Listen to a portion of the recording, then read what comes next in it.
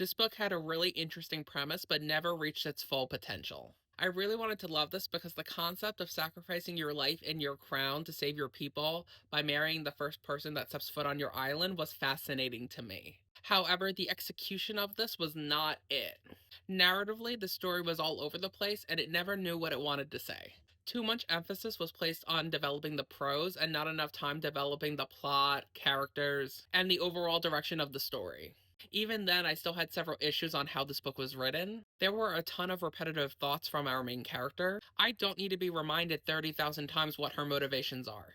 I would rather see them played out through her action, which unfortunately did not happen very often.